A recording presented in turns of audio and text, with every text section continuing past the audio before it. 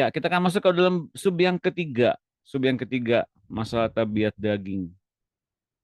Yaitu, apa ya? Kalau nggak salah, selimut. Nah, menanggalkan manusia lama. Baik, kita mulai.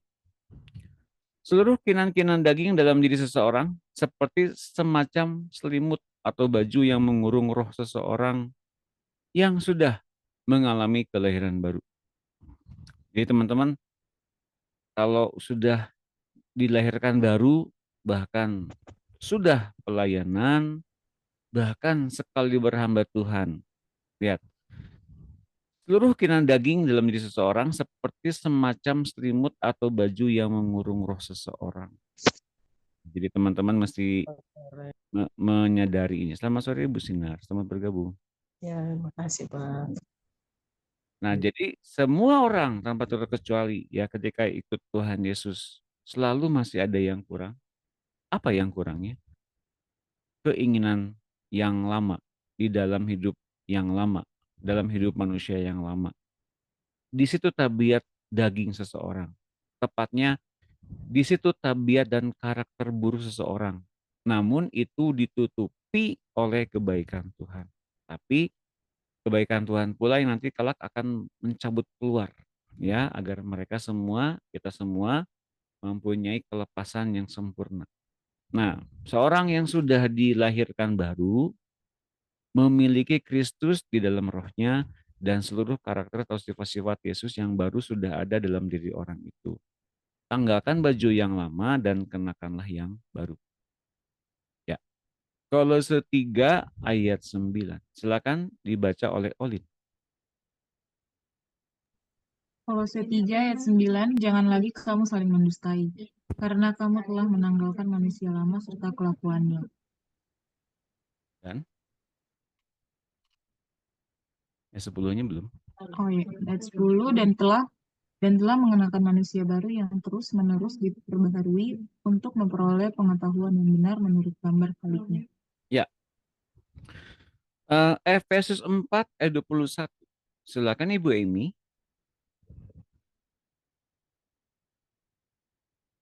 Sudah bisa. Ibu Amy. Oh iya, silakan. Oh, oke. Efesus Efesus. 4 ayat 21, karena kamu telah mendengar tentang dia dan menerima pengajaran di dalam dia menurut kebenaran yang nyata dalam Yesus, yaitu bahwa kamu berhubung dengan kehidupan kamu yang dahulu harus menanggalkan manusia lama yang menemui kebinasaannya oleh nafsunya yang menyesakkan, supaya kamu dibaharui di dalam roh dan pikiranmu, dan mengenakan manusia baru yang telah diciptakan menurut kehendak Allah di dalam kebenaran dan kekudusan yang sesungguhnya.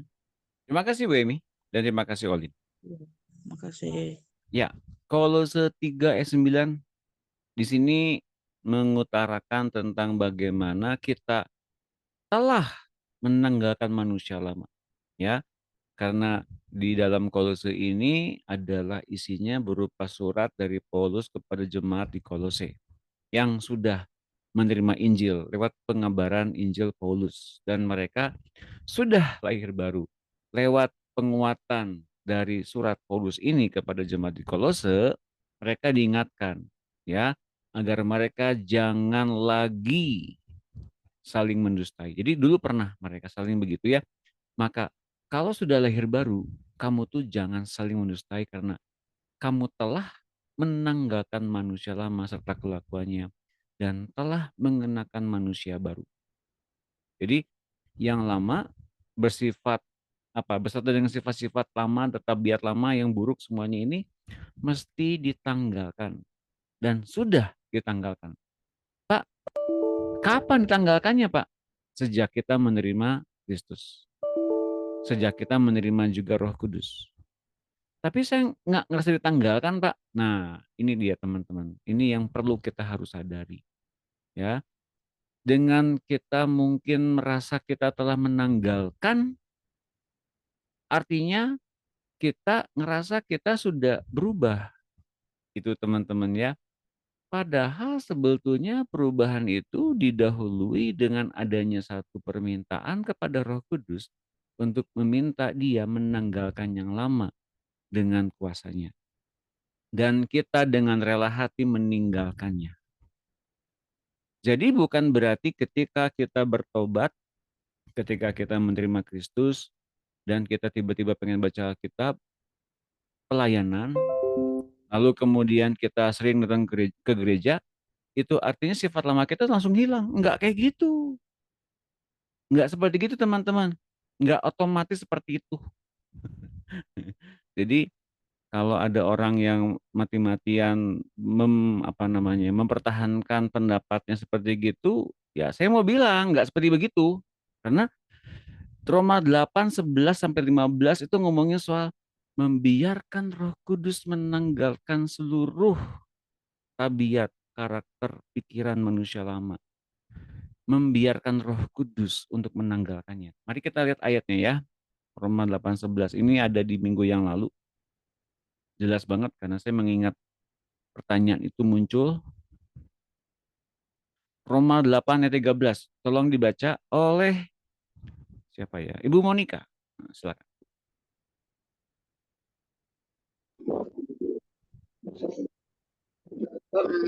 Ya, Roma Roma 8 ayat 13.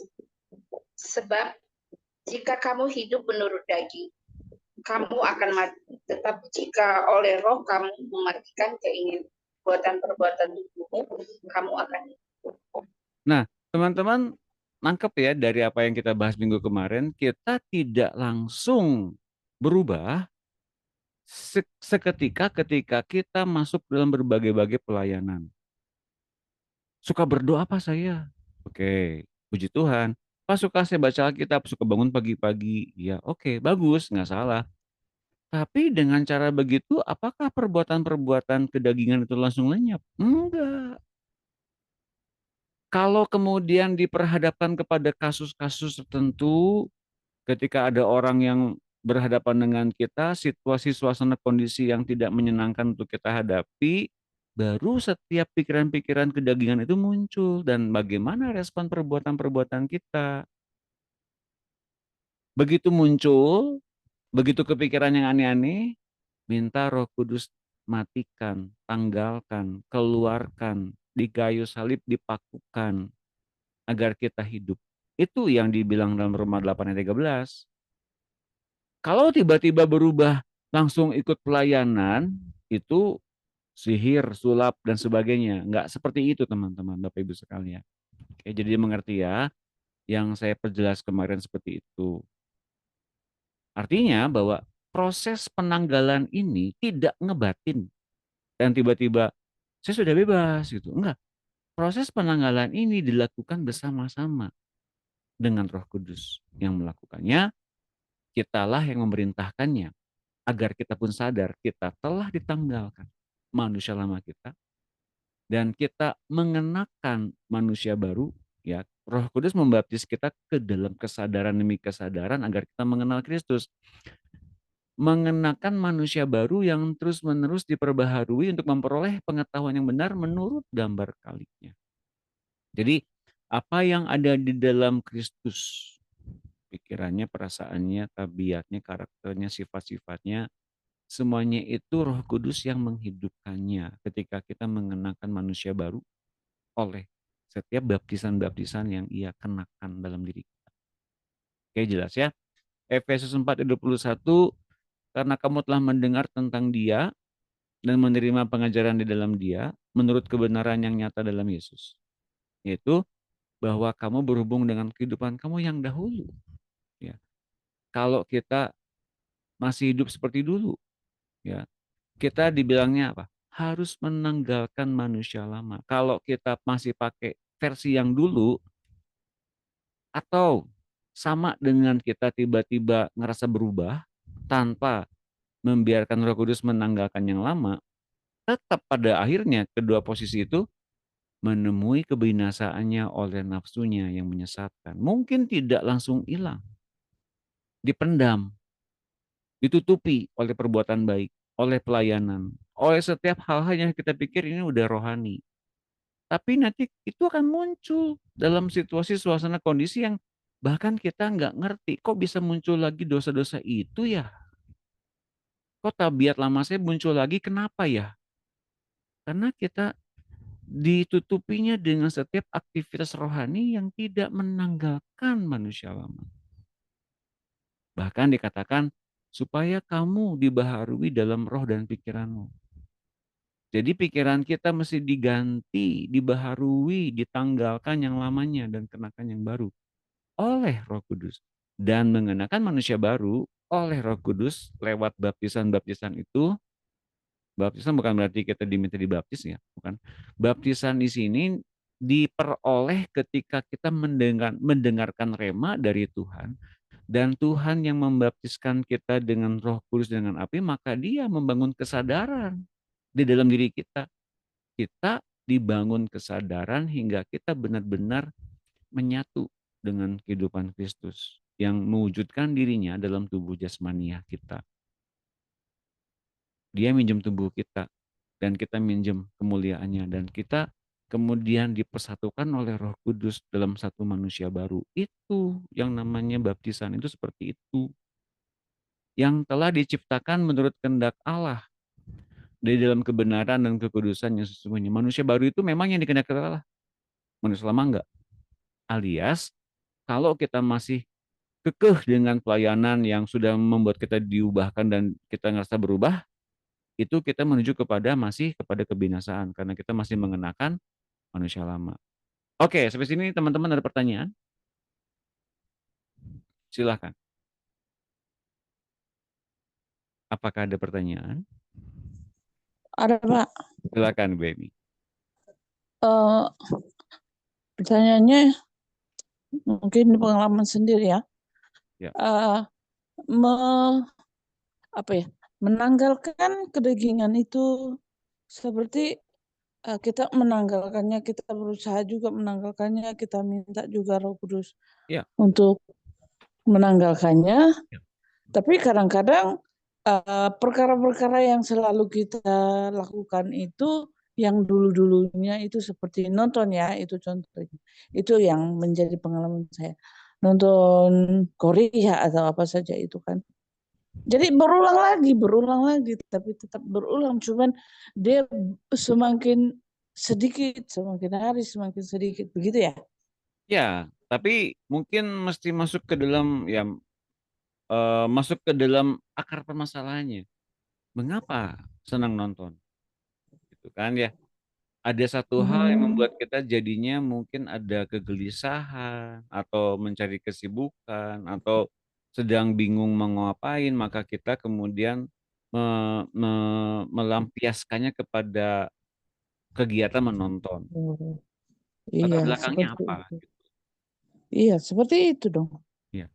Nah, sampai dengan kita menyadari hal itu oleh pimpinan Roh Kudus, maka kita bisa menanggalkannya bersama-sama dengan Roh Kudus. Sampai ke akar permasalahannya. Itu Bu Emi. Oh, gitu ya. Ya. Oke, mengerti Pak. Oke, terima kasih Bu Emi. Ya, Ya. saya tadi pagi dalam satu pekerjaan tiba-tiba diingatkan tentang hikmat dan pengertian. Hikmat didapati kalau kita nggak usah ngalamin kasusnya. Pengertian kita bisa mendapatkan kalau kita mendapatkan kasusnya. Kasusnya apa? Kasusnya misalnya kita terjebak dalam berbagai kebiasaan yang buruk meskipun nggak langsung berdosa. Kebiasaan buruk misalnya apa? Sering banget tidurnya lama banget gitu ya. Kenapa kok tidurnya terlalu lama? Kenapa kok jadi malas gitu ya, malas bangun dan sebagainya. Apa yang terjadi dengan itu semua? Nah, kemudian ketika kita memperbaikinya, mengetahuinya akar permasalahannya, kita bisa mengerti apa itu kemalasan, apa itu senang tidur lama, maka kita bisa kemudian mengimpartasikan kebenaran yang kita terima itu berupa pengertian itu kepada banyak orang yang bermasalah yang sama. Nah, puji Tuhan kalau kita nggak usah ngalamin masalah-masalah itu sendiri, diberikan hikmat untuk kita tidak usah mengalaminya. Tapi banyak orang yang mungkin nggak percaya. Kenapa nggak percaya? Karena kamu belum belum mengalaminya, mungkin kata orang bilang begitu. Ya puji Tuhan kita nggak usah ngalamin hal seperti itu. Tapi itu kebenaran firman Tuhan yang mesti kita bagikan, ya teman-teman ya. Orang yang kemudian sudah berupaya sedemikian rupa untuk meninggalkan tabiat manusia lamanya, kebiasaan buruknya. Dan kemudian ada lagi, dan kemudian kita nasihati agar kita berdoa, berpuasa, baca Alkitab. Orang itu akan kembali mempertanyakan, "Kamu bilang begitu tuh mudahnya ya? Bilang berdoa, baca Alkitab, ikut pelayanan komsel, ikut pemburidan, emangnya mudah?" Memang nggak mudah. Tapi mau apa enggak dirubah oleh Roh Kudus. Nah, banyak orang nggak mau dirubah, karena udah nyaman dengan style hidup mereka sendiri seperti itu, ya. Dengan setiap perbuatan baik yang dilakukan oleh orang-orang dan ngerasa itu dia orang udah berubah, ketika diberikan satu bentuk secara hikmatnya, mereka berpikir, "Ah, itu terlalu dasar buat saya," gitu loh. Terlalu terlalu hal yang perlu diberikan hanya untuk orang-orang yang mungkin dalam taraf pertumbuhan rohani. Kan saya sudah pada tingkat tertentu gitu, teman-teman. Nah, jadinya seperti itu. Padahal sebetulnya hal seperti begini mesti diajarkan berulang-ulang. Karena ini ada di tingkat dasar, kalau kita belum ngalamin hal yang dasar, sampai dengan ke akar permasalahannya, kita masih belum diubahkan ternyata. Gitu, teman. Mengerti nggak? Oh iya, mengerti Pak. Mhm. Itu sangat dimengerti. Iya, terima kasih Bu Emi. Mudah-mudahan penjelasan saya Mas cukup bisa dimengerti ya, karena saya berupaya pelan-pelan, mendasar, fundamental, pondasinya jelas, arahannya jelas. Saya juga ngalamin juga gitu. Jadi saya memberikan ini berdasarkan real life gitu loh. Dan kalau mungkin punya saya pengalamannya lebih bagus Pak, enggak seperti begitu, ya sudah nggak apa-apa. Oke, ada lagi pertanyaan yang lain? Tidak ada? Saya teruskan. Luar biasa ya. Mungkin karena malam minggu jadi semuanya cepat mengerti. Weekend vibes. Melupakan masa lampau. Sejarah dosa masa lampau atau trauma dapat menjadi pengikat yang menghambat pertumbuhan rohani seseorang. Paulus berusaha melupakan masa lampaunya dengan cara menganggapnya sampah dan suatu kerugian dan ia melepaskannya. Pengampunan, pemutusan hubungan yang diucapkan, diikuti dengan doa permohonan kepada Roh Kudus untuk menghapus ikatan masa lampau itu dapat membebaskannya dengan sempurna. Ingat, pemutusan hubungan sesuatu hubungan yang dilakukan dengan apa ya, dengan tabiat yang seringkali dikerjakan terus-menerus berupa satu kebiasaan yang buruk, misalnya narkoba atau ngerokok atau minum bir misalnya gitu ya. Atau kepada orang yang kemudian kita benci, pada orang yang kita nggak bisa ampuni atau maafkan kesalahan-kesalahannya, rupanya itu mengikat seseorang sampai dengan kapanpun, ya. Dan itu menghambat pertumbuhan rohani seperti selimut perbuatan kedagingan yang nggak bisa membuat dia bertumbuh secepat apa yang Allah inginkan. Maka yang mesti dilakukan adalah yang pertama, minta ampun. Mengapa minta ampun? Minta ampun itu berarti bahwa kita tahu itu salah. Kalau ternyata kita mengulang-ulang perbuatan yang salah, tapi kita akhirnya minta ampun itu bagus, oke. Oke lah itu masih masih oke ya. Daripada kemudian nggak pernah minta ampun. Ini yang luar biasa. Kalau kemudian kita tahu itu salah, minta ampun, dan kemudian kita lakukan lagi dan kita kemudian jadi kebal, ah itu mah kayaknya Tuhan udah terima deh apa saya apa adanya. Nggak kayak gitu ya. Teman-teman hati-hati teman-teman, kalau sudah berkali-kali berbuat dosa di level yang sama, tapi kemudian sudah kebal untuk meminta ampun, artinya ada satu tabiat buruk yang sudah dimasuki oleh roh jahat. Ini penting. Jadinya ini memang ada penunggangnya. Nah, lalu kemudian habis pengampunan apa? Pemutusan hubungan yang diucapkan. Apa? Ikatan. di masa lampau, hal-hal pengulangan yang kemudian dilakukan terus-menerus dengan sadar atau tanpa sadar, itu memang ada ikatannya. Ikatannya apa? Nah, biasanya ikatan yang terjadi adanya ikatan dengan orang tua atau dengan nenek moyang, kakek moyang. Setiap kakek moyang, nenek moyang yang mengikuti Allah atau menyembah Allah asing, itu ada menurun di dalam anak-anaknya, cucu-cucunya sampai dengan 7, sampai dengan 4, 5 keturunan di bawahnya. 4 atau 5 keturunan di bawahnya ya. Kenapa? Karena ini memang adanya penyembahan berhala di situ. Kalau kita lihat ayatnya di mana ini? Ayatnya di sini. Karena itu matikanlah dalam dirimu segala sesuatu yang duniawi, percabulan, kenajisan, hawa nafsu jahat, dan juga keserakahan yang sama dengan penyembahan berhala. Satu aja, seseorang punya percabulan, senang pornografi, terikat pada pornografi, atau senang hal yang najis, senang hal-hal yang mengotori jasmaniah bahkan rohani, senang hawa nafsu, senang nafsu jahat, serakah, itu penyembahan berhala bentuknya. Nah, teman-teman mengerti ini sekarang? Jadi kalau kita mengalami satu karakter tabiat yang bukan dari Tuhan, itu memang ada penyembahan berhalanya di situ. Nah, dari mana itu semua terjadi? Dari nenek atau kakek moyang yang terikat dengan penyembahan berhala. Oke, jelas ya.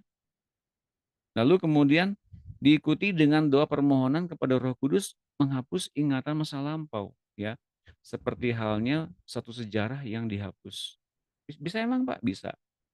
Maka Roh Kudus pula yang membuat kita masuk ke dalam pengalaman ngalamin hidupnya Tuhan. Oke. Filipi 3 ayat 7. Silakan dibaca oleh Ibu Dina. Filipi 3 ayat 7. Tetapi apa yang dahulu merupakan keuntungan bagiku, sekarang kuanggap rugi karena Kristus. Malahan segala sesuatu kuanggap rugi karena pengenalan akan Kristus Yesus Tuhanku lebih mulia daripada semuanya. Oleh karena dialah aku telah melepaskan semuanya itu dan menganggapnya sampah supaya aku memperoleh Kristus. Ya, makasih Bu Dina. Nah, ini yang terjadi ketika Paulus yang dulunya Saulus, ia sangat luar biasa dalam mengikuti agama Yahudi. Ia dari keturunan Benyamin. Ia adalah seorang Farisi. Ia disunat di hari yang ke-8. Kurang apa lagi? Seluruh hukum Taurat dia melakukannya. Tapi apa yang dahulu merupakan suatu kebanggaan bagi dia, suatu identitas yang luar biasa membuat dia terpandang, ketika dia menemukan Kristus, dia melepaskan semuanya itu dan menganggapnya sampah. Supaya ia memperoleh Kristus. Jadi Kristus adalah satu-satunya yang membuat seseorang mengalami hidup yang baru. Bukan karena aktivitasnya, identitasnya, atau cara ritualismenya, atau agamawinya seperti apa penyembahannya. Ya, wujudnya Kristus yang ia kemudian kenal melalui melakukannya dan berubah oleh karena ia cinta dan mengasihi Kristus, maka ia telah memperoleh Kristus. Ya. Nah, Filipi 3:13. Siapa sekarang? Boleh? Bu Yunika ada, silakan. Iya, Pak. Terima kasih. Filipi 3 ayat 13 ya, Pak. Betul. Saudara-saudara, aku sendiri tidak menganggap bahwa aku telah menangkapnya, tetapi ini yang kulakukan. Aku melupakan apa yang telah di belakangku dan mengarahkan diri kepada apa yang di hadapanku. Amin. Belum 14. Dan berlari kepada tujuan untuk memperoleh hadiah, yaitu panggilan sorgawi dari Allah dalam Kristus Yesus. Terima kasih, Bu Amin. Yunika. Sama-sama, Pak Doni. Nah, teman-teman lihat, Paulus menganggap bahwa ia telah sempurna. Oke, dia dalam segala hal yang ia dapatkan dari Kristus, yang kita lihat dalam tulisan-tulisannya itu, ya, hikmat yang ia dapatkan, pengertian yang ia dapatkan, pengalaman pribadi yang ia dapatkan. Semuanya itu ya, ia mendapatkannya dari Kristus dan ia tidak menganggap bahwa dia sempurna. Tapi yang ia lakukan adalah melupakan apa yang di belakang. Mengapa yang di belakang itu dia lupakan? Karena yang di belakang bisa jadi satu tuduhan, satu dakwaan. Kamu belum layak, kamu belum sempurna, kamu belum belum cukup fasih, belum cukup capable untuk jadi hamba Tuhan. Oke. Ini.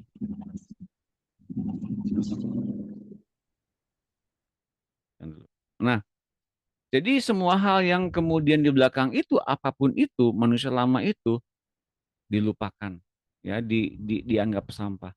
Dan Paulus mengarahkan diri kepada apa yang di hadapannya. Apa itu? Panggilan sorgawi. Panggilan sorgawi dalam wujud apa? Dalam wujud ia mesti diutus oleh Tuhan kepada bangsa-bangsa dan mesti mengalami kematian karena itu. Dan itu adalah rewardnya dia. Jadi rewardnya dia itu mesti memuliakan Tuhan dan mati. Kok begitu? Itu Paulus. Kita mungkin berbeda dengan Paulus. Oke?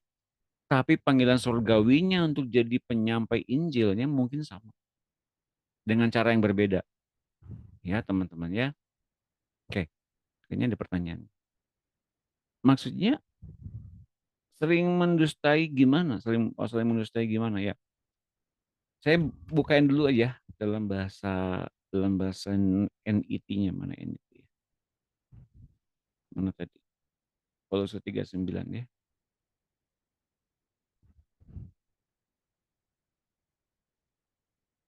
Kolose 3:9.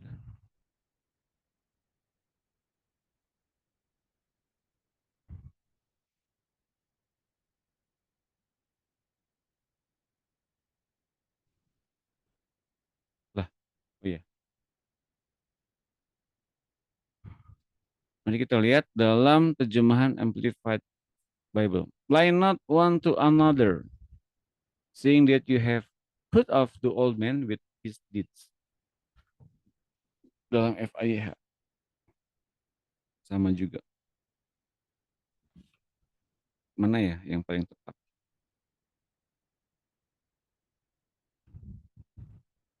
Nah ini. Mari kita lihat dulu bahasa Inggrisnya ya. Tanggalkanlah ini kemarahan, anger, wrath, malice, blasphemy, filthy communication out of your mouth. Itu semua ditanggalkan. Lie not one to another. Ya, janganlah kamu saling mendustai atau saling berbohong. Dalam hal apa? Misalnya kalau kita disuruh untuk rapat, ketemuan di mana, oh saya ada kesibukan, padahal dia di rumah malas ketemu sama orang itu. Ya, bilang aja kita nggak bisa bertemu karena saya lagi sedang istirahat. Memang istirahat betul untuk tidak bertemu dengan orang-orang seperti itu. Ya, teman-teman, lain not one to another artinya apa? Kita mempunyai hati yang tulus tapi juga memiliki hati yang tidak melukai orang lain. Oke? Caranya bagaimana? Jujur teman-teman, saya pun sedang belajar ya. Bagaimana tulus tapi nggak melukai hati orang lain.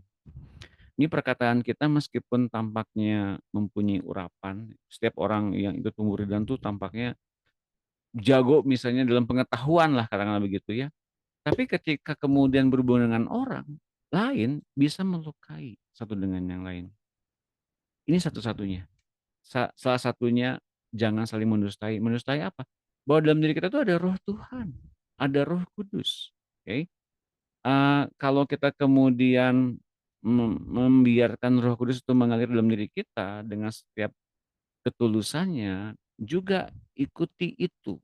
Agar kemudian kalau kita kemudian berkata-kata sesuatu hal yang menyakitkan, kalau Tuhan yang benar-benar kita sembah dan kita kemudian tinggikan, dia akan menegur kita dengan ucapan-ucapan yang kita ucapkan.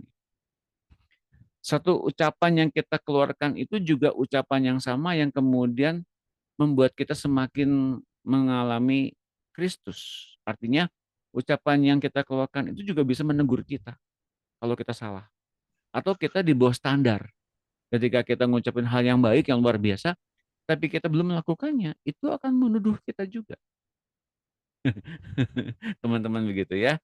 Nah, kalau misalnya apa yang kita ucapkan itu, yang ucapan itu seenak aja kita ceplas-ceplos gitu dan orang itu kemudian nggak ngerasa diberkati, bahkan kemudian tersinggung oleh ucapan kita, berarti kita mempunyai belum mempunyai satu kontrol yang kurang dari Roh Kudus.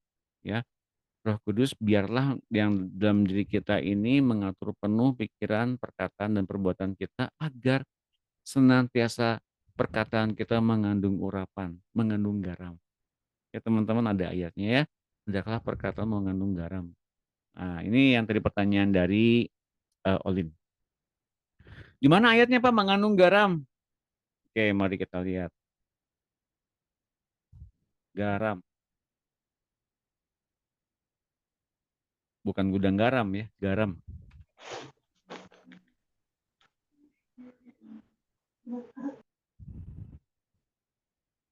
Mana?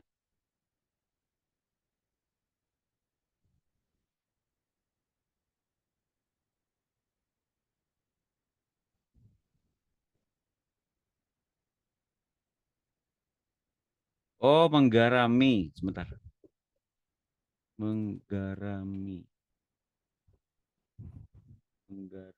Menggarami. Menggarami.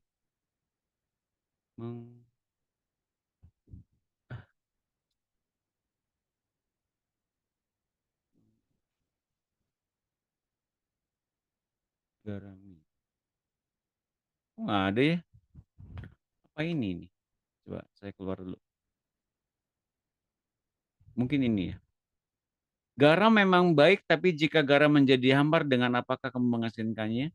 Hendaklah kamu selalu mempunyai garam dalam dirimu dan selalu hidup berdamai dengan seorang dengan yang lain, yang seorang dengan yang lain. Jadi perkataan itu mengandung urapan. Kalau kemudian perkataan kita gampang melukai orang, berarti bisa saja memang urapannya ada, tapi tabiat dagingnya belum beres, maka yang terjadi si jahat memakai tanda kutip urapan itu untuk merugikan orang lain. Hati-hati teman-teman, jiwa kita, akal budi kita, tubuh jasmaniah kita mesti benar-benar Tuhan atur hingga memberkati orang lain. Jangan sampai tubuh jasmani kita, lidah kita melukai orang lain. Oke? Saya juga belajar tentang hal ini. Terjawabkah, Olin? Terjawab ya? Iya, terjawab Pak Doni. Terima kasih. Ada lagi Ya, pertanyaan? sama-sama Pak. Terima kasih. Selamat datang buat Ibu Mundi, Bu Levina, Ibu Itun, Ibu Yohana. Selamat sore. Oke, ada lagi pertanyaan ini silakan. Kalau nggak ada saya teruskan. Tidak ada ya. Hah? Dari ayat apa tadi? Markus berapa tuh? Markus 9:50. Markus 9:50 Bu ini.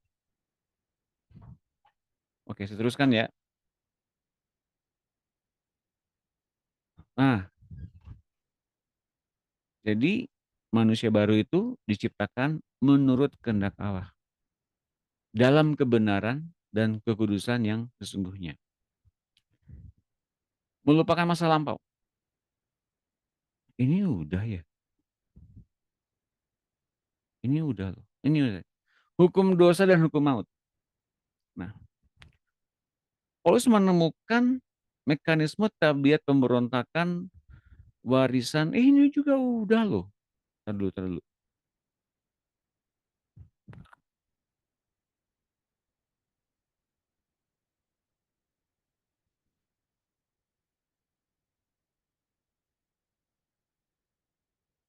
Rasanya udah ini. Oh belum ya? Belum. Paulus menemukan mekanisme tabiat pemberontakan warisan Adam dan Hawa dalam daging manusia itu dan menamainya hukum dosa dan hukum maut. Hadirnya hukum Taurat menyebabkan tabiat pemberontakan itu makin menjadi-jadi, menjerumuskan seseorang kepada pelanggaran-pelanggaran. Jadi hukum Taurat itu apa? Batasan agar seseorang mengerti apa itu dosa. Oke, bagus kan? Bagus. Tapi tabiatnya itu nggak bisa dibereskan karena ketika ada tabiat dan ada aturan, maka si tabiat ini ingin tahu, mengapa sih nggak boleh? Pengen tahu kalau dilakukan seperti apa jadinya. Nah, itu dia teman-teman, seperti itu. Roma 7 ayat 5, silakan dibaca. Oleh Bu Mundi ya, ada Bu Mundi? Adakah? Kalau tidak ada, silakan yang lain. Siapa? Ibu Itun boleh? Ibu Itun? Bapak, Terima Roma kasih. 7 ayat yang kelima. Sebab waktu kita masih hidup di dalam daging, hawa nafsu dosa yang dirangsang oleh hukum Taurat bekerja dalam anggota-anggota tubuh kita agar kita berbuah bagi maut. Makasih Bu Itun. Dalam ayat ini, lihat ini. Ketika hidup masih dalam daging. Pak, kalau kita sudah lahir baru, kita bisakah hidup masih dalam daging? Bisa. Kata siapa? Tidak bisa. Dengan tandanya apa kita bisa hidup dalam daging meskipun kita udah lahir baru, kita udah punya Tuhan Yesus di hati kita. Ada hawa nafsu dosa. Mengapa ada hawa nafsu dosa? Ada keinginan untuk berbuat dosa.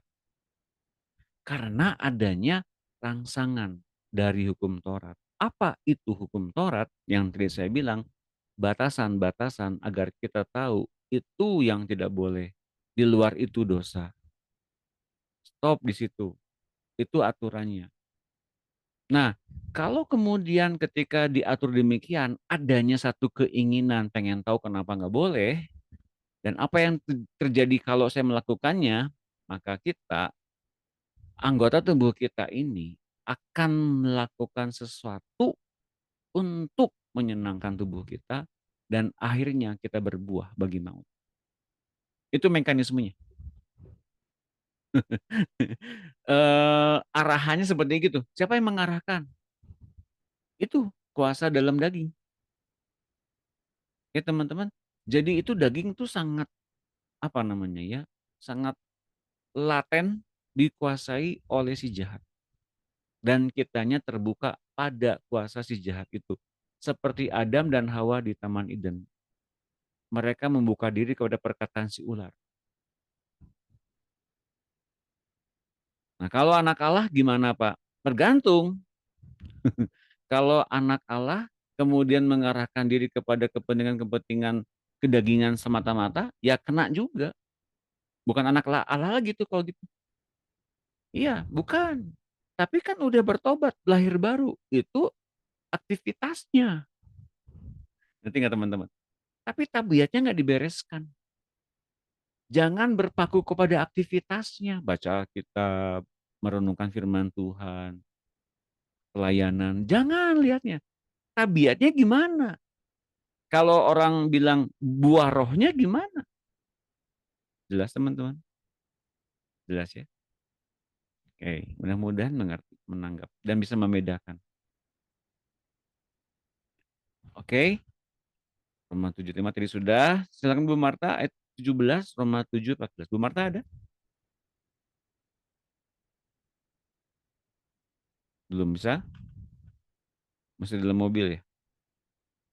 Oke, yang lain kalau gitu. Pak, Oh ada, silakan. Bu Levina ya? Oke, ya Pak, terima kasih Bu Levina. Roma 7 ayat 14.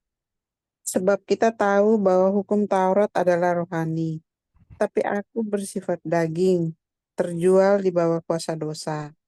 Sebab apa yang aku perbuat, aku tidak tahu, karena bukan apa yang aku kehendaki yang aku perbuat, tapi apa yang aku benci, itulah yang aku perbuat. Oke, Amin. makasih Bu Levina. Ayat 22 diteruskan lagi, belum saya bahas, oleh siapa yang mau? Silakan. Ibu Sinar ada ya? Ibu Sinar ada? Ada, Pak. Terima kasih Ibu. Terima kasih. Roma 7 ayatnya yang ke-22. Sebab di dalam batinku aku suka akan hukum Allah, Tetapi di dalam anggota-anggota tubuhku, aku melihat hukum lain yang berjuang melawan hukum akal budiku dan membuat aku menjadi tawanan hukum dosa yang ada di dalam anggota-anggota tubuhku. Aku manusia celaka. Siapakah yang akan melepaskan aku dari tubuh maut ini? Ya, Terima makasih Bu Sinta. kasih. Makasih. Nah, kalau kita baca tadi berurutan berarti kita sekarang mengerti ya bahwa hukum Taurat itu sendiri nggak salah, ya. Hukum Taurat itu untuk mereka yang berbuat dosa, untuk mereka sebagai pelaku-pelaku dosa, untuk mereka yang bahkan ada di luar Kristus pakai hukum Taurat. Untuk mereka yang ada dalam Kristus, mereka memakai hukum roh. Kita semua pakai hukum roh. Tuntunan Roh Kudus yang kita lakukan. Tapi basicnya tetap ada hukum Allah yang memang berasal dari Taurat basicnya. Ya, karena hukum Taurat itu bersifat roh. Itu diucapkan oleh Tuhan dan dibukukan oleh Musa. Penjabarannya ada dalam beberapa hukum, dalam hukum imamat, hukum imam, hukum sipil, dan hukum mengatur bagaimana umat Tuhan kepada Tuhannya. Itu semua ada dalam hukum Taurat. Semuanya rohani dari Tuhan. Tapi manusia yang melakukannya itu bersifat daging. Terjual di bawah kuasa dosa. Artinya pasti lakukan dosa. Meskipun hukum Tauratnya rohani. Meskipun setiap manusia ingin berbuat baik. Tapi pada faktanya selalu berbuat yang jahat. Karena selalu bertentangan dengan hukum Tuhan. Karena daging memang tidak mungkin menyenangkan Allah. Nah, di dalam batin seseorang, semua orang bahkan, sejak Adam diciptakan, selalu suka akan hukum Allah. Oke?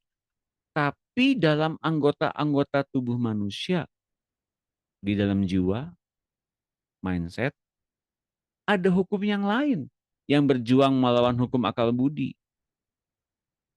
Gak kepikiran ya, kok bisa mengampuni? Dari mana asal pengampunan itu? Gak kepikiran, ya berkah disediakan, kan harusnya bekerja sampai dengan pagi siang malam kerja, yang penting dapat upah, dapat duit, kan itu yang masuk akal. Masa ada seorang mati bagi semua orang, kan itu nggak masuk akal. Emangnya dia siapa? Nah, teman-teman begitu ya.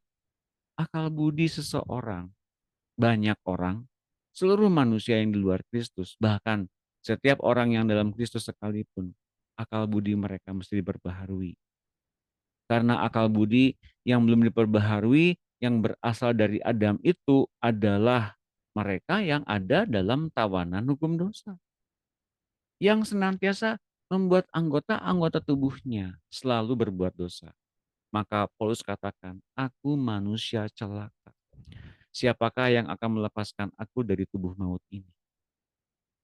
Ini pasti dia bilang, kalau pakai hukum dosa, kalau nggak bisa menuruti Allah, ini straight way to hell. Langsung meluncur ke neraka. Meskipun tampaknya berbuat baik. Meskipun tampaknya agamawi. Meskipun tampaknya secara ritual ini orang luar biasa ibadahnya. Begitu tuh teman-teman. Ada pertanyaan sampai sini sebelum nanti masuk ke dalam dimerdekakan oleh Roh? Silakan, ada pertanyaan. Mengerti sekarang ya? Mengapa kalau ada orang yang saya udah berubah kok Pak gini, saya luruskan lagi. Dengan cara seperti begini saya luruskan lagi. Agar tidak gampang langsung, kan saya berubah. Kan saya senang baca Alkitab, udah berubah kan Pak? Belum sepenuhnya. Bahkan masih jauh. Jelas teman-teman? Saya terusin ya. Oh lagi di salon. Boleh. Silakan. Nah, dimerdekakan oleh hukum roh. Barang siapa menerima Tuhan Yesus sebagai juru selamatnya, tuntutan hukum Taurat yang mesti gini, mesti gitu ya. Kalau tidak maka semuanya akan dihukum, ya. Ada penaltinya kan. Tuntutan hukum Taurat itu telah diselesaikan oleh Tuhan Yesus dalam dagingnya di kayu salib. Mempercayai dan mengakui pekerjaan Tuhan di kayu salib yang mematikan hukum Taurat. Tuntutannya ya, sorry ya. Mematikan kuasa dosa dan kuasa maut dan tuntutan bagaimana Taurat itu mesti dikerjakan, itu diselesaikan oleh pekerjaan Tuhan di kayu salib. Ya. Mempercayai dan mengakui pekerjaan Tuhan di kayu salib itu mengakibatkan terjadinya perpindahan daerah di mana seseorang tinggal di alam roh dalam kerajaan Allah. Perpindahan daerah tinggal ini diikuti pula oleh pergantian daerah hukum. Sejak dengan pengertian seseorang berpindah daerah hidupnya dari daerah terkutuk ke daerah anugerah, ia hidup dalam daerah hukum baru yang memerdekakannya dari daerah hukum orang terkutuk. Jadi orang yang memiliki tuntunan dari Tuhan Yesus dengan melakukan seluruh hal yang ia kemukakan, yang ia ajarkan secara pribadi, orang tersebut sudah pindah daerah dan mengikuti hukum roh. Hukum Tauratnya, ya, tuntutannya sudah diselesaikan oleh Tuhan Yesus. Tinggal mengikuti perkataan Tuhan, maka ia sudah selesai dalam setiap tuntutan hukum Taurat. Digenapi oleh pengorbanan Tuhan Yesus. Oleh perkataannya sendiri yang diucapkan dalam diri kita, kalau kita nurutin bahwa kita telah menggenapi hukum Taurat bersama-sama dengan Tuhan. Yohanes 5:24. Silakan kembali lagi ke Olin ya. Silakan. Bu Yohana belum. Ada Bu Yohana silakan. Ada Bu Yohana? Oke. Belum bisa. Kembali ke Olin silakan. Yohanes 5 ayat 24, aku berkata kepadamu, sesungguhnya barang siapa mendengar perkataanku dan percaya kepada dia yang mengutus aku, ia mempunyai hidup yang kekal dan tidak turut dihukum, sebab ia sudah pindah dari dalam maut ke dalam hidup. Ya, jadi pindah daerah ini ketika mendengar perkataan Tuhan. Itu tandanya dia sudah berpindah. Ya, pindah daerah dan ganti sistem, ganti hukum juga. Nah, ini hukumnya. Roma 8 ayat 1. Kembali ke Bu Dina ya, silakan.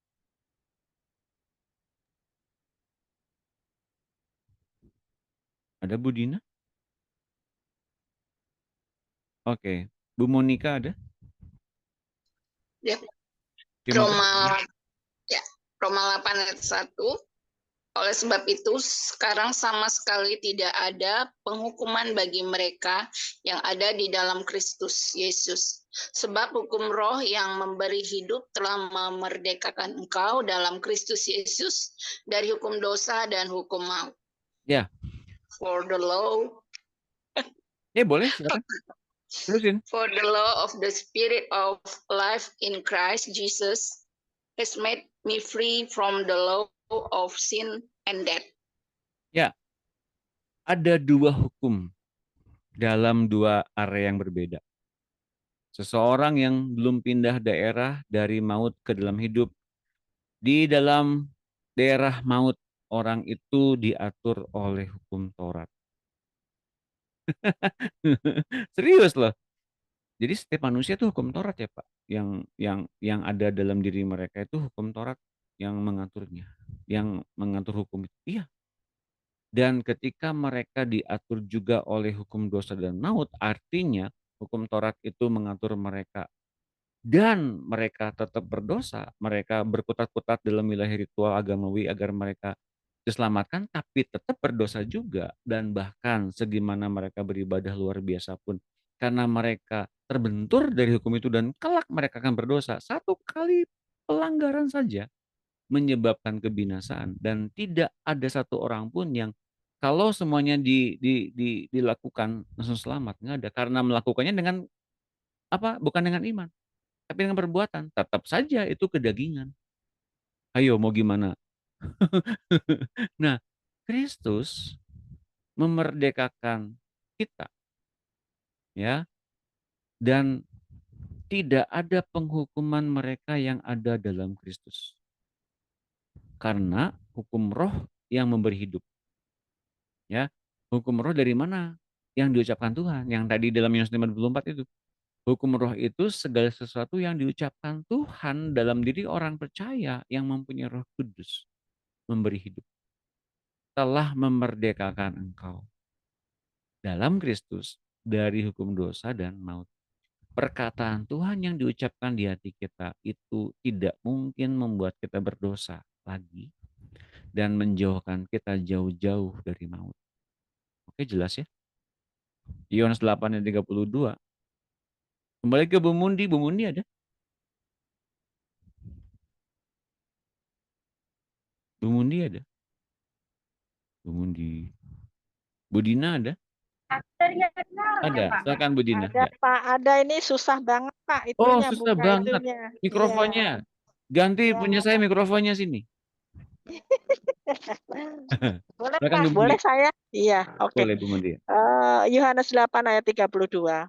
Maka katanya kepada orang-orang Yahudi yang percaya kepadanya, jikalau kamu tetap dalam firman-Ku, kamu benar-benar adalah murid-Ku dan kamu akan mengetahui kebenaran dan kebenaran-Ku akan memerdekakan kamu. Amin. Nah, kebenaran yang diucapkan firman Tuhan, rema ya, memerdekakan seseorang dari dosa dan maut.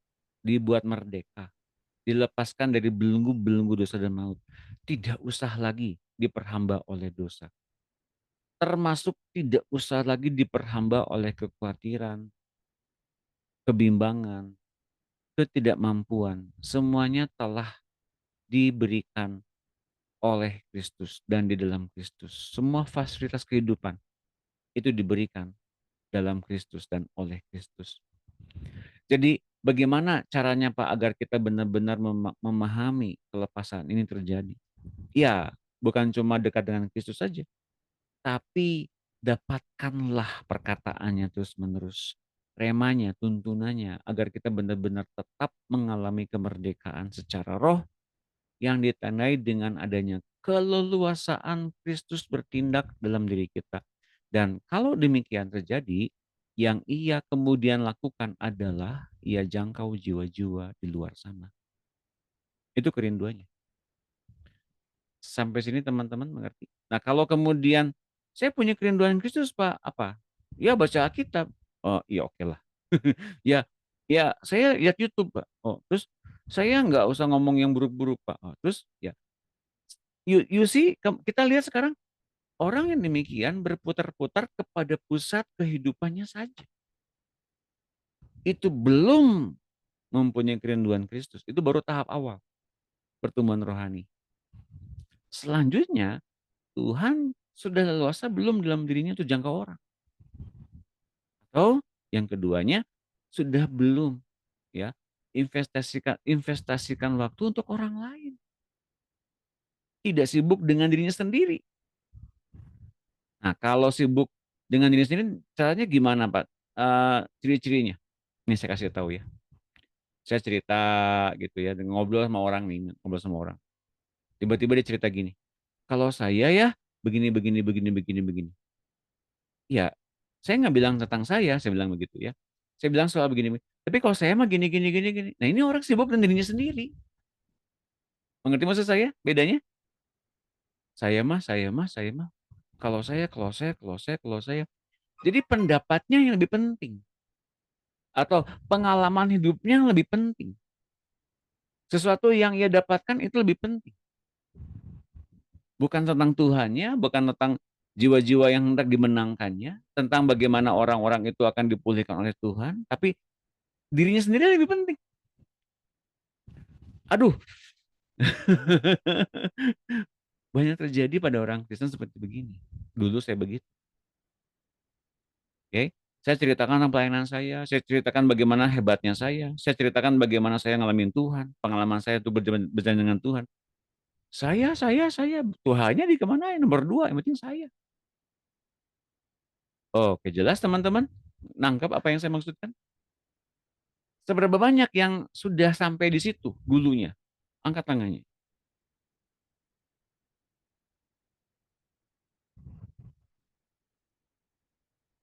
Nggak ada yang aku. Bagus berarti. Banyak orang sibuk dengan dirinya sendiri. Tidak pernah sibuk dengan sorga, sibuk untuk membuat orang-orang bertobat. Nah, teman-teman mesti mendapatkan hatinya Tuhan. Terima kasih Bu Dina atas kerendah hatiannya. Yang lain belum sempat ke situ, belum. Puji Tuhan kalau belum sempat. Saya terusin lagi ya. Oke, mudah-mudahan teman-teman nangkep hatinya Tuhan di sini ya. Musuh kita bukan daging dan darah. Bukan orang yang kelihatan maksudnya. Banyak pengkhotbah mengatakan bahwa karena setan sudah dikalahkan di kayu salib oleh Tuhan Yesus, maka musuh orang Kristen bukan lagi setan, tapi tabiat dagingnya sendiri. Tapi Paulus tetap mengatakan yang sebaliknya, musuh kita bukan daging dan darah, melainkan setan dengan sistem kerajaannya. Masalah daging sebenarnya telah diselesaikan oleh Allah sendiri di kayu salib. Dan kita merdeka hanya dengan pengakuan iman kepada berita kemerdekaan ini dari daging ini dan dilepaskan oleh pertolongan Roh Kudus. Ini renungkan baik-baik teman-teman ya. Banyak orang masih belum tahu bedanya ini. Pekerjaan yang telah selesai adalah proses bagaimana daging dimatikan. Dan itu terus-menerus dimatikan sampai dengan akar permasalahannya itu beres oleh kuasa Roh Kudus. Oke? Nah, jadi tabiat dagingnya sendiri mesti takluk kepada Tuhan Yesus. Iya. Itu belum selesai. Nah, teman-teman. Sudah selesai secara rohani tapi jiwanya mungkin belum. Nah, perlu pertolongan dalam bentuk apa oleh Roh Kudus? Ya, pengakuan iman. Ya, pengakuan dalam hal apa? Saya percaya Engkau Roh Kudus yang memampukan saya untuk saya bersama-sama dengan Tuhan berjalan dengan karib di muka bumi ini, ya. Apa saja yang Tuhan katakan aku biarkan menurutinya. Nah, dengan begitu ketika kita ngalamin hal yang tidak mengenakan, kita nurutin pimpinan Tuhan dan kita dilepaskan dari tabiat yang buruk. Seperti itu contoh. Efesus 6:11 ini ayatnya ya. Silakan dibaca oleh Bu Yunike, ada silakan. Iya Pak Dani. Terima kasih. Efesus 6. Efesus 6 ayat 11 ya Pak. Betul.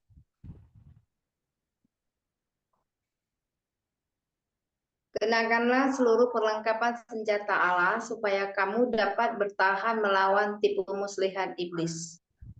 Karena perjuangan kita bukanlah melawan darah dan daging, tetapi melawan pemerintah-pemerintah, melawan penguasa-penguasa, melawan penghulu-penghulu dunia yang gelap ini, melawan roh-roh jahat di udara.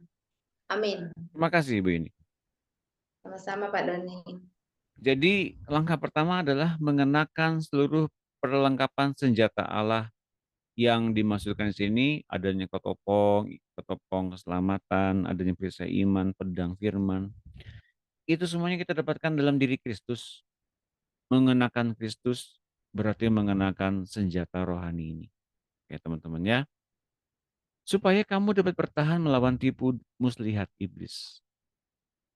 Iblis menipu, memberikan tipu daya.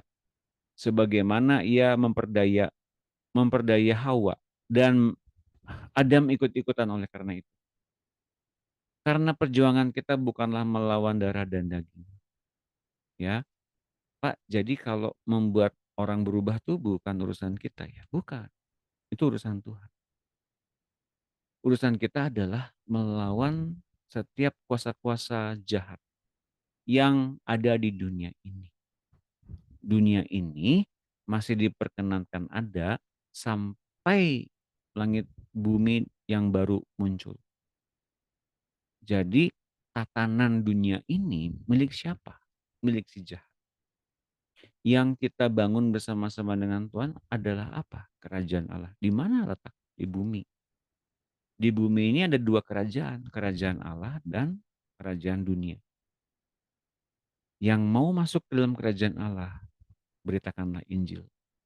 Bagaimana beritakan Injil? Yang pertama, doa dulu. Ya, bagaimana tembok-tembok ini dirontokkan, dibongkar, diruntuhkan oleh kuasa doa yang kita lakukan bersama-sama dengan saudara seiman dan bersama dengan kekuatan Roh Kudus. Benteng-benteng ini akan diruntuhkan dan orang-orang yang mendengarkan Injil, mereka relatif lebih mudah menerima Injil karena mereka sudah tidak diperkuat lagi oleh benteng-benteng ini. Dan mereka yang sudah mendengar Injil diharapkan dengan cepat masuk dalam kerajaan Allah. Tapi respon kita mesti secepat-cepatnya. Kita mesti peka kepada orang-orang yang haus akan kebenaran firman Tuhan. Ya teman-teman, maka kemudian kalau orang itu datang ke dalam persekutuan kita, datang ke dalam list doa kita, datang kepada kehidupan kita, cepat layani. Karena mereka sedang menyerahkan diri pada Kristus, pada faktanya demikian. Dan pada saat itu, ketika mereka menerima Kristus, mereka langsung pindah daerah. Jelas teman-teman, ini yang menjadi satu pokok utama dalam doa yang kita lakukan di FFG. Jangan sembarangan doa saja. Doa dengan penuh kuasa. Doa hanya dengan berdoa, berdoa, mungkin kalau kita kemudian ngalor ngidul ya, mungkin kuasanya enggak setajam orang yang dengan kuasa Roh Kudus dan kemudian kita didatangi oleh jiwa-jiwa itu. Ya teman-teman, saya harapkan di tim doa berdoa oleh pimpinan Roh Kudus, ya, oleh kekuatan Roh Kudus. Banyak yang kemudian terdistraksi oleh setiap gangguan-gangguan yang ada atau dengan masalah pergumulan yang ada, hingga pada akhirnya mendoakan lagi diri sendiri. Ya, itu di dalam doa khusus saja, jangan di doa di FFG. Ya teman-teman, karena di doa pribadi tentu saja ini menjadi satu pokok doa kita setiap hari secara pribadi. Tapi di FFG ini beda lagi. Ya, ini doa untuk jiwa-jiwa. Jelas bedanya teman-teman, mudah-mudahan mengerti ya. Kita buka video dulu sama-sama semuanya, biar semangat. Kita berfoto bersama dulu. Belum diakhiri, belum, masih lama. Jam 9 malam. Silakan dibuka videonya, mudah-mudahan masih segar sampai dengan 9 malam ya. Oke, silakan dibuka videonya, silakan. Oke, ada 2.000 orang di sini. Mana bisa 2.000 orang Pak masuk. Oke, yang lain belum pada buka. Yang di salon mah nggak apa-apa, silakan tetap di salon. Dengan dibuka dulu. Oke, siap? Oke, tidak apa-apa. Yang bisa on cam silakan dibuka ya. 1, 2, 3. 1, 2, 3. Terima kasih. Yuk kita lanjutkan. Apakah ada pertanyaan dulu deh? Ada pertanyaan dulu silakan.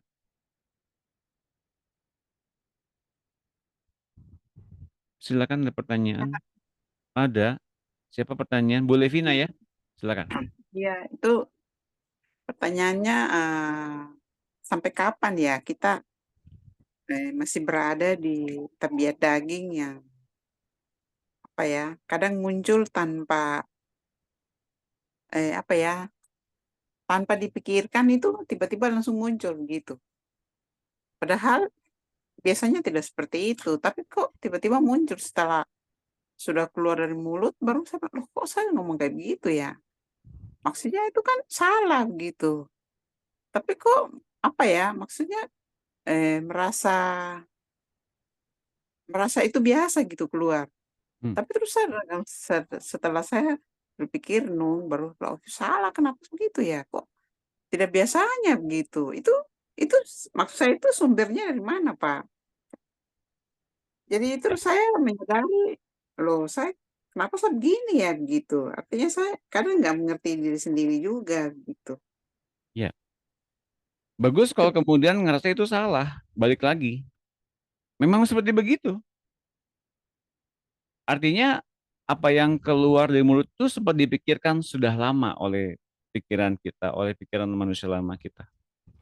Dan ketika keluar dan kita tahu itu salah, berarti itu memang ada dalam diri kita selama ini.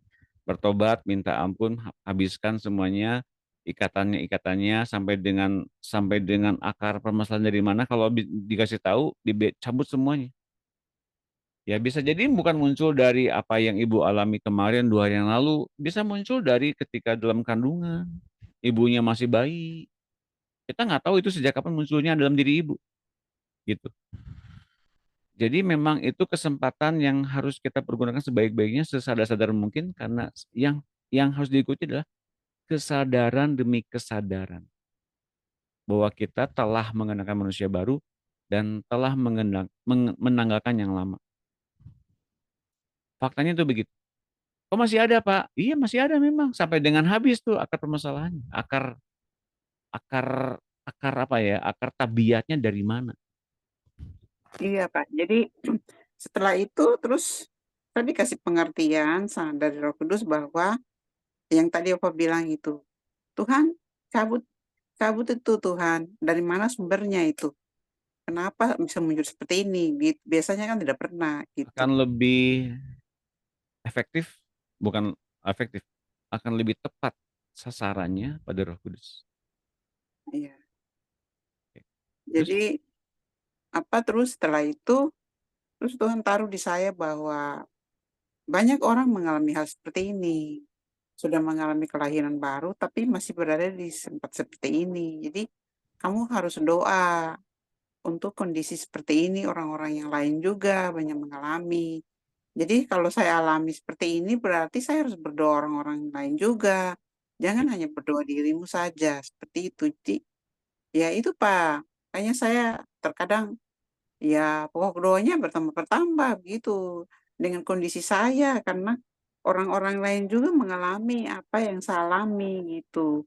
Seperti saya mengalami kelemahan tubuh, itu juga banyak orang mengalami, terus banyak berpikir dengan kondisi sekarang, banyak orang mengalami juga. Jadi, ya itu Pak, doanya jadi bertambah seperti itu. Ya Ya, Pak. seharusnya doa nggak jadi bertambah. Artinya gini, dengan adanya pekerjaan Roh Kudus yang menanggalkan setiap yang Ibu dapatkan dari yang lama, hidup yang lama, pikiran yang lama, lepaskan akhirnya. Jadi bukan didoakan lagi untuk masalah yang sama lagi, enggak. Kita progres majunya ke depan, kepada terbentuknya Kristus dalam akal budi kita dan perasaan kita tuh pikirannya Kristus, bukan pikiran kita lagi. Itu berprosesnya mengarah kepada Kristus. Jadi kalau makin bertambah lagi pergumulannya, itu hal yang kemudian kita udah tanggalkan dimasukin lagi, gitu. Jadi sebenarnya programnya dipertajam, jangan makin banyak. Kalau makin banyak berarti kita nggak tahu kelepasan itu apa. Apa itu kelepasan, apa itu pertumbuhan, kita mungkin belum tahu. Yang kita kemudian dapatkan tentang beban untuk berubah, beban untuk seperti Kristus, beban untuk kemudian jadinya orang yang secara rohani tanpa dosa, beban untuk kemudian kita menjadi orang yang sempurna di depan orang-orang, beban semuanya untuk kita baca Alkitab, beban semuanya untuk berdoa. Jadinya beban semua. Jelas ya? Iya Pak, sebenarnya tidak beban. Cuma Tuhan sampaikan bahwa saat kamu peduli dengan orang, kamu berdoa orang kan, Tuhan sekarang kasih saya berdoa syafaat terus untuk orang-orang yang hari-hari ini mengalami masalah sakit, masalah yang belum benar-benar berubah, apa yang saya alami seperti itu. Itu saat saya sibuk mendoakan mereka, Tuhan juga ubahkan saya untuk mengingatkan saya bahwa saya harus diubah gitu melalui doa dan Roh Kudus yang mengingatkan saya bahwa kamu masih di sini, kamu harus tinggalkan ini gitu. Apa seperti itu, Pak? Atau bagaimana? Ya, coba ikuti apa yang saya sarankan Ibu. Jadi Ibu, sebelum masuk ke dalam doain orang lain, itu dulu kita mesti ngalamin dulu perubahan-perubahan itu ada dalam diri kita. Kalau kemudian Ibu ngalamin mendoakan dulu orang-orang lain, nambah beban orang itu masuk dalam pikirannya Ibu. Iya. Ya, jadi Ibu kosongkan dulu beban-beban itu yang Ibu rasanya masih ada beban tentang masa lalu, masa depan, kekhawatiran, kecemasan. kosongkan dulu semuanya sampai dengan mantap doain orang lain gitu. Dengan ketika doain, "Wah saya kok masih jauh ya rasanya, kok saya ngerasanya ada impartasi dari orang ini, kok rasanya saya punya banyak menanggung beban orang yang saya doakan ini." Itu tandanya kita masih belum siap untuk mendoakan orang lain. Kitanya masih bermasalah di situ. Saya sarankan, yuk sebelum masuk dalam pelayanan itu Ibu ber bersabatikal dulu dengan Tuhan, ya. Saya sarankan demikian. Iya, Pak. Memang saya sabatikal dengan Tuhan, terus Tuhan taruh di hati saya, kamu berdoa ini, teman kamu ini butuh doa gitu. Terus Tuhan kasih gambaran sama saya, dia lagi mengalami lemah gitu. Jadi memang setelah saya ketemu besoknya, iya memang dia lagi mengalami masalah teman saya ini. Terus dia bilang saya, Ibu doa saya Kak gitu. Ya. Terus langsung saya ingat, oh iya ya, Tuhan bilang kamu banyak berdoa teman-teman kamu di kantor. Meskipun sudah pensiun, kamu ingat untuk doa mereka. Gitu. Itu Pak, jadi saya apa ya, karena selama ini saya banyak doa diri sendiri gitu. Tapi ya itu akhirnya saya mengalami hal yang tadi saya ceritakan itu, akhirnya saya lepaskan gitu, saya lepaskan ke Tuhan. Tuhan saya mau lepaskan semua masalah-masalah lama saya, pikiran yang lama, manusia lama semua saya lepaskan ke Tuhan, sama diubahkan Tuhan lewat firman gitu. Jadi ya akhirnya saya doa itu apa yang Tuhan taruh itu yang saya doa. Gitu Ya. Pak. Ikuti aja ya saran-saran saya, Bu. Iya Pak. Oke, terima kasih Bu Livina. Ada lagi yang lain? Silakan. Tidak ada? Satu lagi? Tidak ada? Pak Doni, saya Pak Doni. Oke, silakan Olin. Iya, apa namanya tadi Pak Doni bilang kalau kita berpindah posisi ke anak Allah itu Hmm. apa namanya bisa tahu gitu apa yang Tuhan mau lah gitu. Nah, kadang-kadang apa yang Tuhan mau itu sangat spesifik, terus kadang agak apa ya kalau dijelaskan ke orang lain agak susah susah juga dimengerti kan kita juga kadang nggak ngerti-ngerti banget gitu ya. Nah, tapi ketika itu datang ketika diskusi dengan kayak leader di gereja gitu, kadang itu dikonfront gitu. Nah, itu bikin bikin secara apa namanya akan agak questioning gitu pada nih kayak ini benar nggak sih jadinya ini benar nggak sih sebenarnya yang apa namanya yang saya pikir ini apa yang Tuhan bilang karena yang mereka tetap pemimpin juga terus punya pengalaman banyak juga gitu ya jadi agak-agak bimbang lah kalau misalnya tiba-tiba diskusi terus dari pengalaman-pengalaman Tuhan arahkan ke sini terus ada yang ya ada yang bukan semuanya dikonfirm juga ada yang iya tapi ada yang tidak nah yang tidak itu ketika kita merasa bahwa dulunya itu benar-benar apa yang Tuhan arahkan kita rasa damai dan betul ada konfirmasi dan lain-lain tiba-tiba dikonfirm bahwa apa namanya tidak kayak gitu ini aku kasih apa namanya contoh ini yang realnya jadi waktu itu apa namanya leader saya di gereja tuh tanya waktu dulu apa namanya habis ini mau ngapain dulu waktu itu masih kuliah kan habis ini mau ngapain terus saya bilang saya nggak tahu Pak karena emang saya nggak tahu nggak ada apa-apa karena memang kayak nggak tahu apa-apa gitu kan terus langsung dibilang harus tahu dong saya ya terus saya juga gimana ya Ya. saya sendiri saya nggak tahu terus maksudnya Tuhan juga nggak kasih tahu apa-apa saya juga masih bingung terus pas dibilang kayak gitu itu salah satu contohnya tapi ada beberapa lainnya itu kadang ya apa namanya lebih ke bimbang kalau ada sesuatu tuh yang dikonfront sama leader rohani gitu aja sih Kak Dona itu gimana tuh Kak Dona? Oke. Jadi kalau masalah Olin di wilayah soal kepilihan-pilihan individu ya, bukan soal teachings ya, bukan soal pengajaran, bukan soal doktrin, bukan soal bukan soal apa yang didapat dari Alkitab. Itu masih oke lah. Leaders yang demikian kan mengarahkan kita untuk mengenal Tuhan, itu bagus. Fundamentalnya bagus.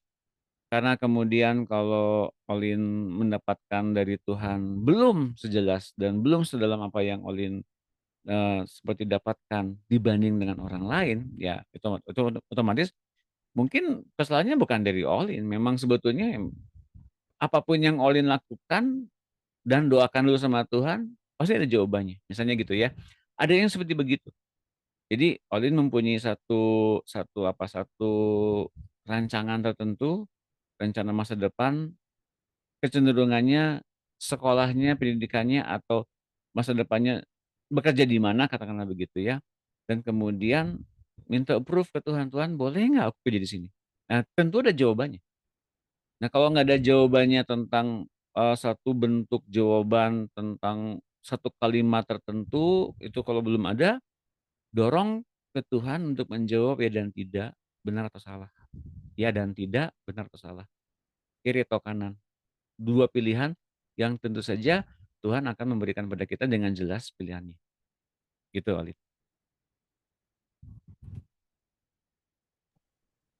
Oh, oke Pak Doni. Nah, kalau misalnya soal teachings, tentu saja seorang leader yang baik tentu akan membiarkan si gembalaannya akan bertumbuh dulu lebih banyak. Dan tentu saja semua leaders yang ada dimanapun menghendaki anak binaannya atau gembalaannya menginduk kepada leadersnya. Selalu begitu ya. Dan saya mau bilang hormati mereka. Ya kenapa? Karena mereka ditugaskan untuk itu oleh gembala mereka. Nah, saya mau bilang kita pun di sini semuanya mempunyai Roh Kudus dalam diri kita. Simpan dulu apa yang mereka bilang dalam diri kita dan bawa itu dalam doa. Saran saya demikian. Oke? Karena kita di RTM dibekali demikian seperti demikian, tapi mungkin ada benturan-benturannya di gereja masing-masing seperti yang Olin alami misalnya gitu. Tapi kita mesti mendengarkan dulu apa yang menjadi nasihat para leaders kita di gereja. Gembala mereka mempercayakan itu untuk mengembalakan kita. Dengerin dulu, simpan itu di hati kita dan kemudian kita doa.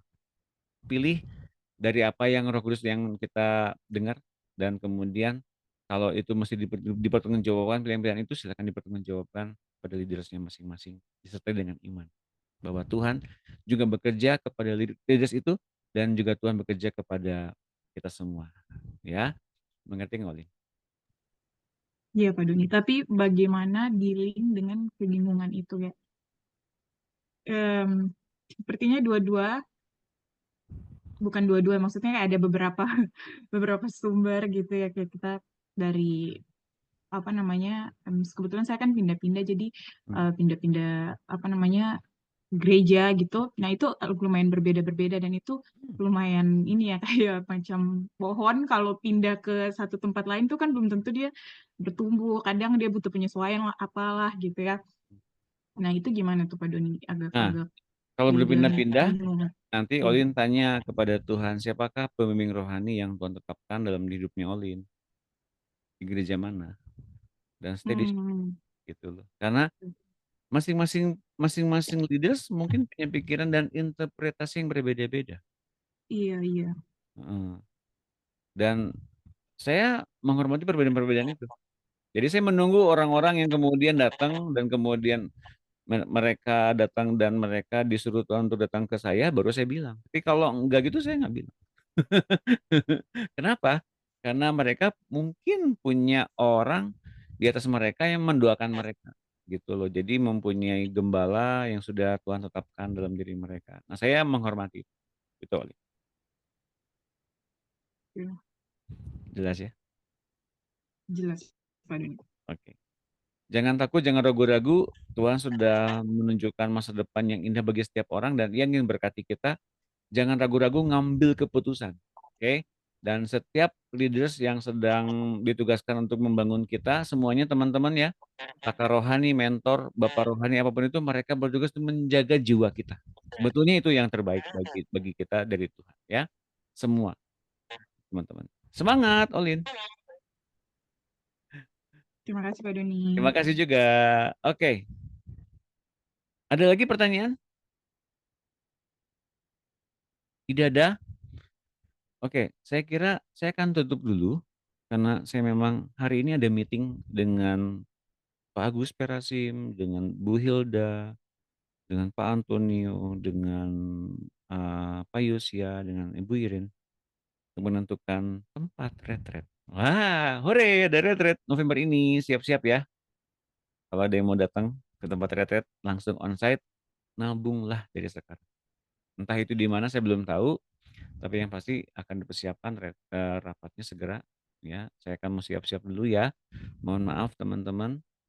Saya akhiri pada sore hari ini FFG-nya. Kiranya diberkati semua kita dalam setiap FFG ini. Dan kalau ada sesuatu hal yang perlu ditanyakan, tanyakan langsung ke saya. Ya, terima kasih atas semangatnya. Sebelum saya tutup, mari kita berdoa dulu. Bapak Surgawi, terima kasih atas pernyataan yang ajaib. Sekarang kami membiarkan Engkau menguasai kami dengan damai sejahtera-Mu, sukacita-Mu, dan tuntunan Roh Kudus yang Engkau nyatakan, Bapak, hingga hidup kami terjadi kesempurnaan Kristus dalam pikiran perasaannya, dalam tubuh jasmani kami, hingga kami tetap aman dalam melakukan segala aktivitas, kegiatan, dan pekerjaan apapun. Dan bersama-sama dengan Tuhan kami melakukan segala perkara-perkara yang dahsyat dan ajaib. Dan berkati Bapa setiap anak-anakku yang hadir pada saat ini dengan setiap kelimpahan hidup Kristus. Dan kami telah mengenakan Kristus dan kemuliaannya. Maka kami mempunyai satu kerinduan.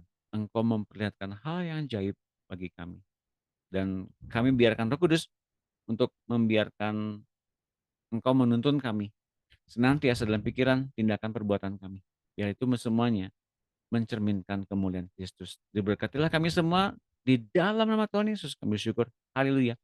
Amin. Terima kasih teman-teman. Kita berfoto lagi sekali lagi ya. Sekali lagi tanpa mikrofon. Silakan dibuka videonya. 1, 2, 3. Sampai jumpa di retret. Loh.